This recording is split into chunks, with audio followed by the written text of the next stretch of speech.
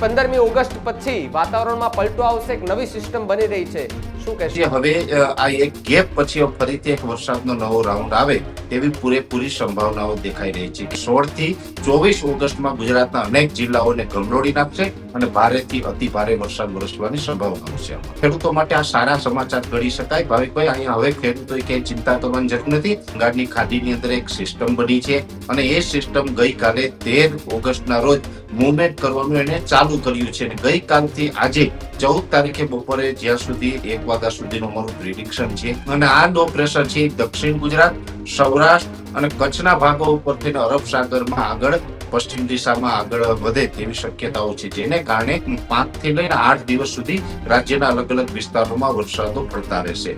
છે એ દક્ષિણ ગુજરાત અને સૌરાષ્ટ્રના ભાગોમાં જોવા મળે તેવું એક અનુમાન છે. જો કે 8 થી 10 ઇંચ અથવા તો 1-2 સેન્ટરમાં 10 ઇંચ કરતા પણ વધારે વરસાદ આ સિસ્ટમના અસરથી આપણે જોવા મળી શકે છે. સૌરાષ્ટ્રના તમામ જિલ્લાઓની અંદર 5 થી 10 ઇંચ, 8 ઇંચ અને અમુક જગ્યાએ 10 ઇંચ કરતા વધારે. મહીસાગર હોય, છોટાઉદેપુર છે, દાહોદ, ગોધરા જિલ્લો છે, આ વિસ્તારોની અંદર પણ લગભગ 4 થી લઈને 6 ઇંચ સુધીના વરસાદોની સંભાવનાઓ છે. હવે બંગાળની ખાડીમાંથી જે આ સિસ્ટમ બની છે અને આ સિસ્ટમ પણ ખૂબ મજબૂત છે અને હજુ આવનારા દિવસમાં મહારાષ્ટ્ર પહોંચીને વધુ મજબૂત થવાની છે કે જેમાં નદીઓ બે કાંઠે આવશે. નાના મોટા ડેમો છે એ ઓવરફ્લો થઈએ પણ બીજા કોઈ મોટી નદીઓ છે જેમ કે નર્મદાનું પાણી ગયા વર્ષે ભરૂચ સુધી આવી ગયું હતું. 2-3 કલાકની અંદર 12 થી 15 ઇંચ વરસાદ પડે તો એક સીમિત વિસ્તારો પૂરતી અસર હોય ને એવી અસરો ચોક્કસથી સપ્ટેમ્બરમાં જોવા મળશે. પણ આજે 16 થી 24 ઓગસ્ટનો જે રાઉન્ડ આવી રહ્યો છે એ રાઉન્ડની અંદર ત્યાં પણ એક સારા વરસાદની સંભાવનાઓ છે. અતિ ભારે વરસાદ છે. આમ તો 16 થી 24 તારીખ સુધી વરસાદો પડવાના છે, તે પણ અતિ ભારે વરસાદ છે.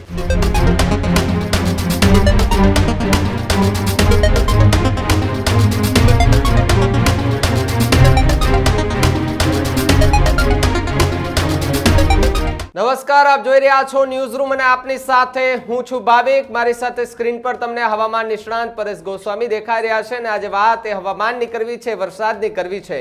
છેલ્લા કેટલાય દિવસોથી રાજ્યમાં ક્યાંય વરસાદ જોવા નથી મળ્યો.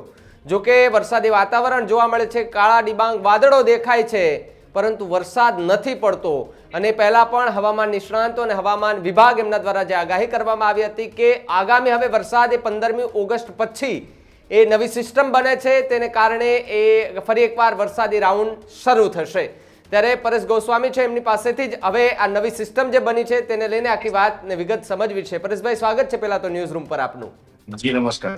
પરેશભાઈ, કેટલાય દિવસોથી વરસાદે વિરામ લીધો હોવાનું સામે આવ્યું છે. વરસાદ ક્યાંય નથી. જોકે ગરમીનું પ્રમાણ ખૂબ વધ્યું છે અને તમે જે રીતે આગાહી કરી હતી કે 15મી ઓગસ્ટ પછી વાતાવરણમાં પલટો આવશે, એક નવી સિસ્ટમ બની રહી છે, શું કહેશો? ભાવિકભાઈ, જોવા જઈએ તો આમ તો જૂન અને જુલાઈ બંને મહિનાઓ દરમિયાન સાર્વત્રિક સારા વરસાદો પણ નોંધાયા છે અને એ વરસાદો છે 31 જુલાઈ સુધીમાં લગભગ ટોટલ સિઝનનો 57% વરસાદ છે એ વરસી ચૂક્યો છે. પણ 1 ઓગસ્ટથી રાજ્યની અંદર વરસાદે વિરામ લીધો છે. કોઈ જગ્યાએ વરસાદી સિસ્ટમ એક્ટિવ જોવા ન મળી હતી અને આપણે એક કહી શકાય કે ખેડૂતો માટે ચિંતાનું કારણ ઉભું થયું હતું. ખેડૂતોએ એકાદું પિયત પણ આપવાની શરૂઆત કરી હતી. પણ આ વચ્ચે હવે આ એક ગેપ પછી ફરીથી એક વરસાદનો નવો રાઉન્ડ આવે તેવી પૂરેપૂરી સંભાવનાઓ દેખાઈ રહી છે. કેમ કે છેલ્લા લગભગ 2-3 દિવસથી બંગાળની ખાડીની અંદર એક સિસ્ટમ બની છે અને એ સિસ્ટમ ગઈકાલે 13 ઓગસ્ટના રોજ મૂવમેન્ટ કરવાનું એને ચાલુ કર્યું છે અને ગઈકાલથી આજે 14 તારીખે બપોરે જ્યાં સુધી 1 વાગ્યા સુધીનું અમારું પ્રિડિક્શન છે એ મુજબ જોવા જઈએ તો સિસ્ટમ અત્યારે સ્થિર થયેલી છે. અત્યારે જે સિસ્ટમનું લોકેશન આવી રહ્યું છે એ વિશાખાપટ્ટનમ અને વિજયવાડાની વચ્ચે, એટલે કે જે બંગાળની ખાડીમાંથી સિસ્ટમ બની અને ઉત્તર પશ્ચિમ દિશામાં આગળ વધી પણ અત્યારે એક જગ્યાએ આવીને સ્થિર થઈ છે. પણ ચોક્કસ વાત છે કે આ સ્થિર થઈ છે આ સિસ્ટમ પણ લગભગ આજે મોડી રાતથી ફરીથી એ ગતિ કરવાનું ચાલુ કરશે. અત્યારે સિસ્ટમ છે એ સાયક્લોનિક સર્ક્યુલેશનના સ્વરૂપની અંદર એ સિસ્ટમ સક્રિય છે. હવે આ સિસ્ટમ છે ધીમે ધીમે ઉત્તર પશ્ચિમ તરફ ગતિ કરશે. એટલે સામાન્ય રીતે જોવા જઈએ તો 15 તારીખે મોડી રાત્રે અથવા 16 ઓગસ્ટના રોજ વહેલી સવારે આ સિસ્ટમ છે મહારાષ્ટ્ર સુધી પહોંચી જશે. જો કે આ સિસ્ટમ મહારાષ્ટ્ર સુધી પહોંચે એટલે સિસ્ટમનો ઘેરાવો છે એ ખૂબ મોટો છે, જેને કારણે એના આઉટર ક્લાઉડ છે એ આપણા દક્ષિણ ગુજરાત અને મધ્યપ્રદેશ બોર્ડર લાગુ વિસ્તારના જે જિલ્લાઓ છે ત્યાં સુધી આઉટર ક્લાઉડ પણ પહોંચી જશે. એટલે 15 તારીખે રાત્રેથી અથવા 16 તારીખે સવારથી ગુજરાતમાં વરસાદની શરૂઆત થઈ જશે. પણ સાથે સાથે જોવાનું એ છે ભાવિકભાઈ કે આ સિસ્ટમ અત્યારે સાયક્લોનિક સર્ક્યુલેશનના સ્વરૂપમાં છે. પણ આ સિસ્ટમ જ્યારે પણ મહારાષ્ટ્ર ઉપર આવશે એટલે આપણે જે શિયર ઝોન હોય છે એ અરબ સાગર સુધી લંબાશે. અને અહીં અરબ સાગર સુધી શિયર ઝોન લંબાય તો અત્યારે અરબ સાગરમાં પણ કરંટ જોવા મળી રહ્યો છે ને એ અરબ સાગરનો જે કરંટ છે એ પૂરતો ભેજ છે એ આ સિસ્ટમને સપ્લાય કરવાનું કામ કરશે. એટલે આ સિસ્ટમ મહારાષ્ટ્ર ઉપર આવી અને વધારે મજબૂત બને તેવી શક્યતાઓ છે. અને આ સિસ્ટમ વધારે મજબૂત બનશે તો એ સાયક્લોનિક સર્ક્યુલેશનમાંથી પરિવર્તિત થઈ અને લો પ્રેશર બની જશે. લો પ્રેશર એટલે ખૂબ મજબૂત કેટેગરી ગણવામાં આવે છે. અને આ લો પ્રેશર છે દક્ષિણ ગુજરાત, સૌરાષ્ટ્ર અને કચ્છના ભાગો ઉપર થઈને અરબ સાગરમાં આગળ પશ્ચિમ દિશામાં આગળ વધે તેવી શક્યતાઓ છે. જેને કારણે 16 ઓગસ્ટ થી લઈ અને 24 ઓગસ્ટ સુધી રાજ્યની અંદર સાર્વત્રિક વરસાદોની સંભાવનાઓ છે. જોકે સાર્વત્રિક અમે કહી રહ્યા છીએ એની અંદર લગભગ 85 થી 90% વિસ્તારોની અંદર સારા વરસાદો છે એ વરસી શકે છે. અને મહત્વનું એ પણ છે કે આ સિસ્ટમ છે ગુજરાત ઉપરથી જ્યારે પસાર થશે ત્યારે ખૂબ ધીમી ગતિથી પસાર થશે. જેને કારણે આ 5 થી લઈને 8 દિવસ સુધી રાજ્યના અલગ અલગ વિસ્તારોમાં વરસાદો પડતા રહેશે. અને આ જે વરસાદો પડવાના છે એની અંદર જે 16 થી 24 ઓગસ્ટમાં જે વરસાદો જોવા મળશે એમાં સૌથી વધારે તીવ્રતા છે એ દક્ષિણ ગુજરાત અને સૌરાષ્ટ્રના ભાગોમાં જોવા મળે તેવું એક અનુમાન છે. જોકે સાર્વત્રિક વરસાદ હશે પણ સૌથી વધારે સૌરાષ્ટ્ર અને દક્ષિણ ગુજરાત એટલે એટલું કહી શકાય કે 8 થી 10 ઇંચ અથવા તો 1-2 સેન્ટરમાં 10 ઇંચ કરતા પણ વધારે વરસાદ આ સિસ્ટમના અસરથી આપણે જોવા મળી શકે છે.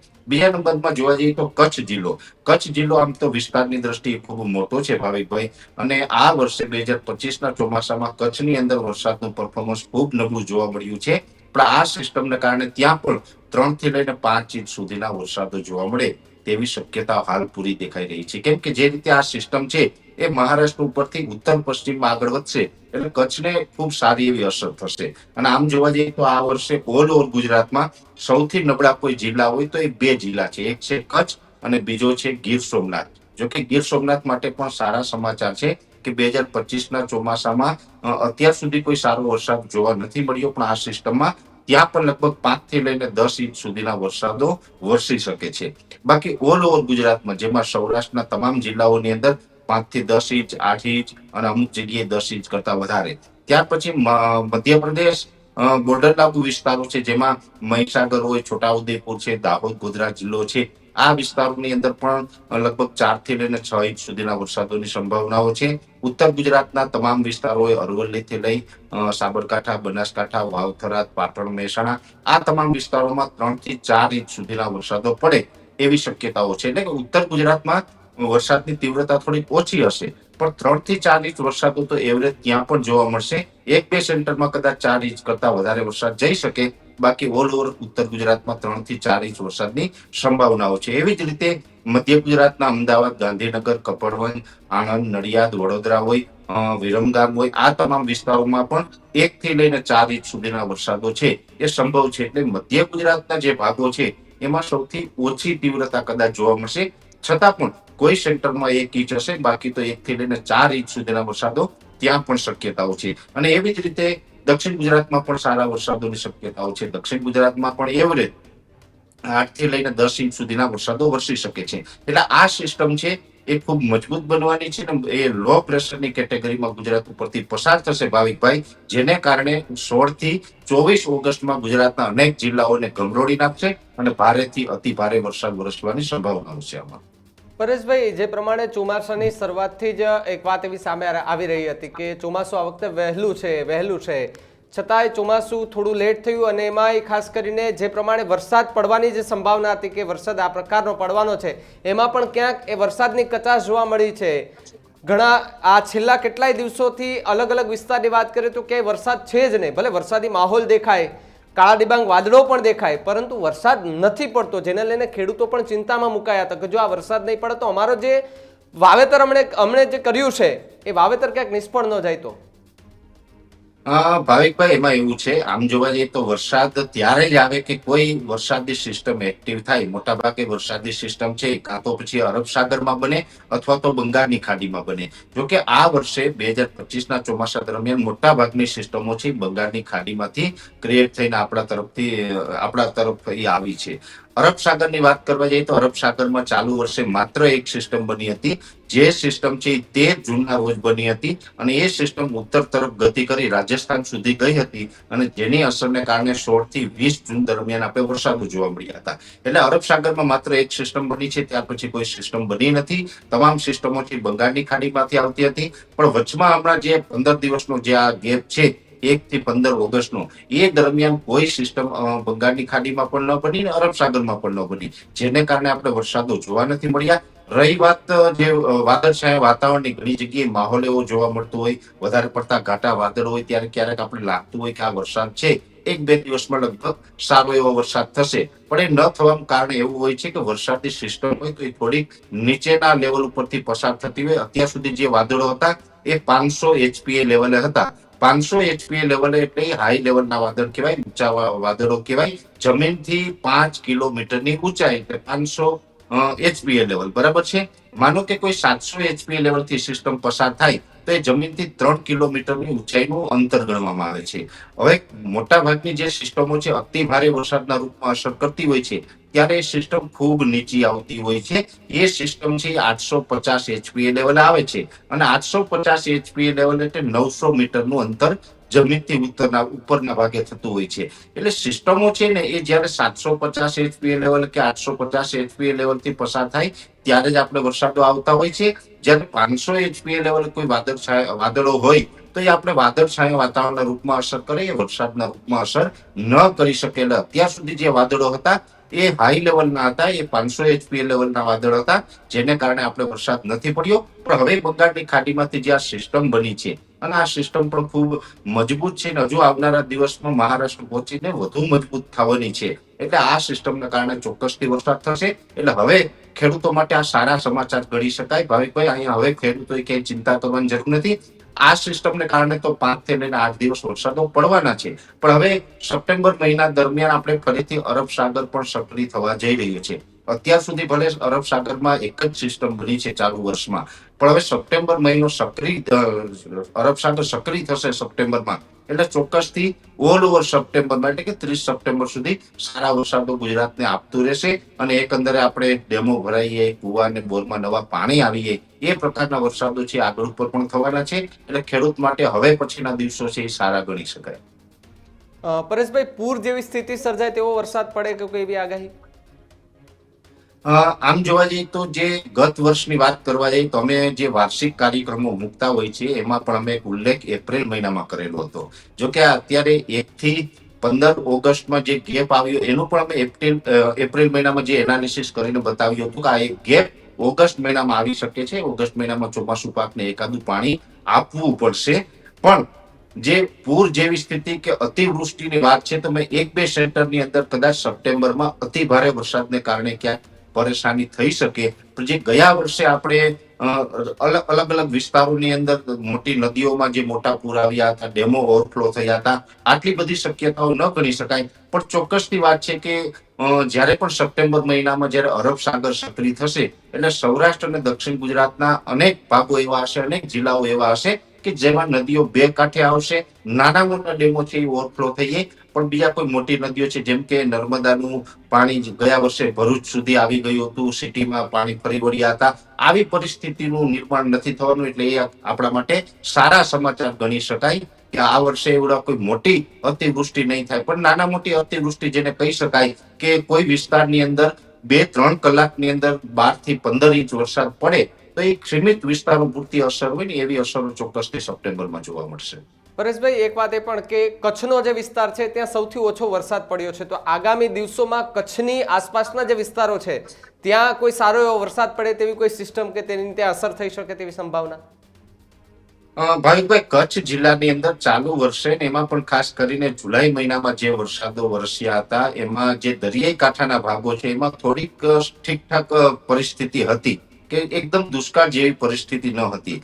પણ જે ખડીર વિસ્તાર છે, ધોળાવીરા વાળો વિસ્તાર છે, રાપર તાલુકાના અનેક ગ્રામ્ય વિસ્તારો છે, એ તમામ વિસ્તારોમાં 8 દિવસ સુધી કોઈ ખાસ વરસાદ નોંધાયો નથી. પણ આજે 16 થી 24 ઓગસ્ટનો જે રાઉન્ડ આવી રહ્યો છે એ રાઉન્ડની અંદર ત્યાં પણ એક સારા વરસાદની સંભાવનાઓ છે. એટલે કચ્છ માટે પણ આ સારા સમાચાર ગણી શકાય. આ રાઉન્ડમાં તો ત્યાં સારો વરસાદ થશે, પણ સપ્ટેમ્બરમાં પણ 1 થી 10 સપ્ટેમ્બર દરમિયાન કચ્છની અંદર સારો એવો વરસાદ છે જોવા મળી શકે છે. જો કે સપ્ટેમ્બરમાં જે ઓલ ઓવર 30 તારીખ સુધીના જે વરસાદો છે એમાં સૌરાષ્ટ્ર, મધ્ય ગુજરાત, મધ્યપ્રદેશ બોર્ડર લાગુ વિસ્તાર અને દક્ષિણ ગુજરાત આ વિસ્તારોને 30 તારીખ સુધી વરસાદો સારા એવા પડતા રહેશે. પણ કચ્છ જિલ્લાને 1 થી 10 સપ્ટેમ્બરમાં વરસાદો જોવા મળે અને ત્યાર પછી માત્ર ઝાપટાઓથી સંતોષ માનવો પડે એવી પરિસ્થિતિ રહેશે. એટલે 16 થી 24 ઓગસ્ટ અને 1 થી 10 સપ્ટેમ્બર એમ 2 રાઉન્ડની અંદર હજુ પણ કચ્છ જિલ્લાની અંદર સારા એવા વરસાદો નોંધાઈ જશે. પરેશભાઈ, એક વાત એ પણ કે જ્યારે ધોધમાર વરસાદ આવતો હોય છે ત્યારે લોકો તમારા જુનાગઢમાં ખાસ કરીને આવતા હોય છે ગિરનાર ચડવા માટે કે ભાઈ ભર વરસાદમાં ગિરનાર ચડવાનો એક આહલાદક નજારો જોવા માટે પણ ત્યાં લોકો આવતા હોય છે. તો જુનાગઢની આસપાસની પાસમાં જે વિસ્તારો છે, ગિરનાર સહિતના જે વિસ્તારો છે, ત્યાં કયા પ્રકારનું અત્યારે વાતાવરણ ને ત્યાં કોઈ આગાહી ખરી? આમ તો જુનાગઢ સહિતના સૌરાષ્ટ્રના તમામ વિસ્તાર, જુનાગઢ, અમરેલી, ગીર સોમનાથ, જુનાગઢની આસપાસ આવેલા તમામ જિલ્લાઓની અંદર અત્યારે છૂટાછવાયા ઝાપટાઓ પડવાનું ચાલુ થઈ ગયું છે. કેમ કે બંગાળની ખાડીની સિસ્ટમ અત્યારે વિશાખાપટ્ટનમ અને વિજયવાડાની વચ્ચે છે, છતાં પણ એની અસરો અત્યારે અહીં વર્તાઈ રહી છે અને જેના ભાગરૂપે અત્યારે સૌરાષ્ટ્રના અનેક વિસ્તારની અંદર છૂટાછવાયા ઝાપટા પડી રહ્યા છે. પણ 16 થી 24 ઓગસ્ટમાં આ વિસ્તારમાં પણ ખૂબ ભારે વરસાદો થવાના છે. એમાં પણ ખાસ કરીને જુનાગઢના જે ગિરનારી પર્વતો છે, જે ડુંગરાઓ છે, ત્યાંથી જે કોઈ પણ વાદળો પસાર થતા હોય એટલે જુનાગઢ સિટી કરતા ગિરનાર ઉપર વરસાદનું પ્રમાણ વધારે રહેતું હોય છે. કેમ કે પહાડો ઉપર વાદળ છે એ ફસાઈ જતા હોય છે ને એક સાથે ત્યાં પાણી ઠલવાઈ જતું હોય છે, જેને કારણે ત્યાં વરસાદ સિટી કરતા પર્વત ઉપર 3 થી 4 ગણો વરસાદ વરસતો હોય છે. અને આ સિસ્ટમમાં પણ ત્યાં સ્વાભાવિક રીતે એ પરિસ્થિતિ જોવા મળશે. આમ તો દર વખતે આ પરિસ્થિતિ હોય અને 16 થી 24 માં પણ ત્યાં એ પરિસ્થિતિ જોવા મળશે.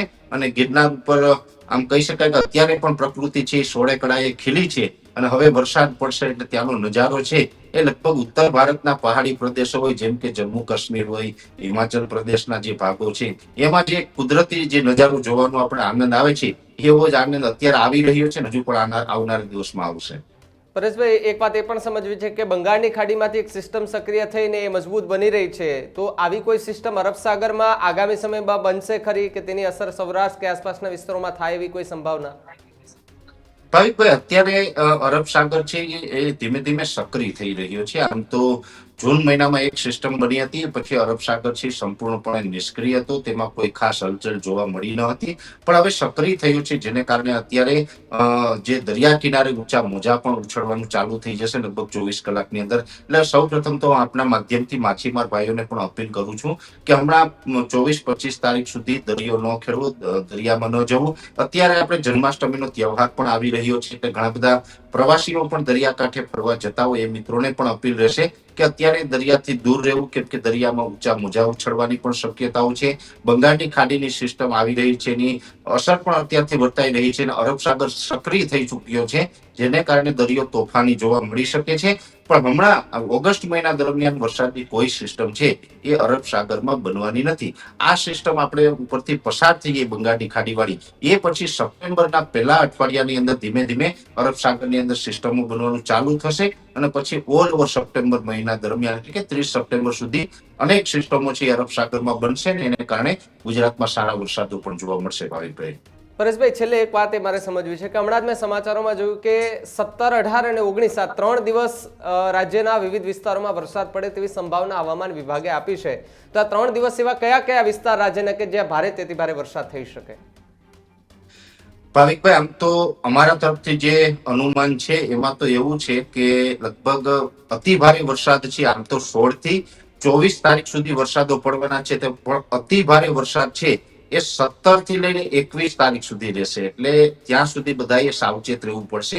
21 તારીખે પણ ઘણી જગ્યાએ અતિ ભારે વરસાદો છે જોવા મળશે અને જેમાં પણ ખાસ કરીને દક્ષિણ ગુજરાતના લગભગ તમામ જિલ્લાઓ છે, જેમાં રાજપીપળા, સુરત, વલસાડ, ભરૂચ અને અંકલેશ્વર જેવા વિસ્તારો છે એમાં થોડા વધારે વરસાદો પડવાની સંભાવનાઓ છે. સૌરાષ્ટ્રના જિલ્લાઓની વાત કરવા જઈએ તો બોટાદ, ભાવનગર, અમરેલી, ગીર સોમનાથના 1-2 તાલુકાઓ અને જુનાગઢ જિલ્લો, આની અંદર પણ અતિ ભારે વરસાદો વરસી શકે છે. અને એ સાથે જે પશ્ચિમ સૌરાષ્ટ્રના ભાગો છે, જેમાં દ્વારકા કે જામનગરના અમુક સેન્ટરોની અંદર અતિ ભારે વરસાદ જોવા મળે તેવી શક્યતાઓ છે. એટલે જે શરૂઆતમાં હું આપને જણાવતો હતો કે લગભગ આપણે અમુક વિસ્તારોની અંદર 8-10 ઇંચ અથવા તો 10 ઇંચ કરતા પણ વધારે વરસાદ પડશે, એની અંદર મેં આપને આ જે અતિ ભારે વરસાદના જે વિસ્તારો જણાવ્યા એમાં કદાચ 10 ઇંચ કરતા પણ વધારે વરસાદ વરસી શકે અને આમાં થોડીક આપણે સાવચેતી રાખવાની જરૂર છે. બાકી ઓલ ઓવર ગુજરાતની અંદર સારો વરસાદ ચોક્કસથી આ રાઉન્ડની અંદર જોવા મળશે. કારણ કે જે પ્રમાણે આખા ગુજરાતની અંદર છેલ્લા કેટલાય દિવસોથી વરસાદ એ વિરામ લઈ લીધો છે અને વિરામ લીધાના કારણે ખેડૂતો પણ મુશ્કેલીમાં મુકાયા હતા કે ભાઈ જો વરસાદ હવે સમયસર નહીં પડે તો અમારો જે પાક અમે જે વાવેતર કર્યું છે તેના પર અસર થશે તો અમારે નુકસાની જ જશે. અને આમ તો હર વખતે જ્યારે વધારે વરસાદ પડી જાય તો પણ ખેડૂતોને નુકસાની જતી હોય છે, ઓછો વરસાદ પડે તો પણ એ ખેડૂત નિરાશ જોવા મળતો હોય છે. જગતનો તાત એ કહી શકાય કે નિરાશામાં જ એની જિંદગી કે ભાઈ એના ચહેરા પર એવું સ્મિત ક્યારેક જ જોવા મળતું હોય છે કે જ્યારે સારું એવું પાક એ માર્કેટ યાર્ડમાં જઈને ત્યાંથી એનો વેચાય ને એને એમનું વળતર મળે, પરંતુ ક્યારેક બહુ મોટી માત્રામાં વરસાદ થઈ જાય તો એનો પાક એ નિષ્ફળ જતો હોય છે ત્યારે પણ એ નિરાશા સાથે એમના ચહેરા પર એ કહી શકાય કે એ આંસુ દેખાતા હોય છે કે અમે એટલી મહેનત કરીને વરસાદ વધારે પડ્યો અને અમારો પાક નિષ્ફળ ગયો. તો ક્યારેક એવું થાય છે કે વરસાદ ઓછો પડે ત્યારે પણ એ લોકો ટેન્શનમાં આવી જતા હોય છે, મુશ્કેલીમાં મુકાઈ જતા હોય છે કે અમારી મહેનત પર પાણી ન ફરી જાય. એટલે હવે બંગાળની ખાડીની અંદર જે સિસ્ટમ બની છે તેની અસર ગુજરાત પર થવાની છે તેવી વાત પરેશ ગોસ્વામીએ કરી છે અને આગામી 17થી લઈને 21 તારીખ સુધી રાજ્યમાં ખૂબ સારો વરસાદ પડે તેવી પણ સંભાવનાઓ અત્યારે દેખાઈ રહી છે. તમારા વિસ્તારમાં કેવું વાતાવરણ છે અમને કમેન્ટ બોક્સમાં ખાસ કરીને જણાવજો. પરેશભાઈ, થેન્ક યુ સો મચ અમારી સાથે જોડાવા બદલ અને માહિતી આપવા બદલ. નમસ્તે.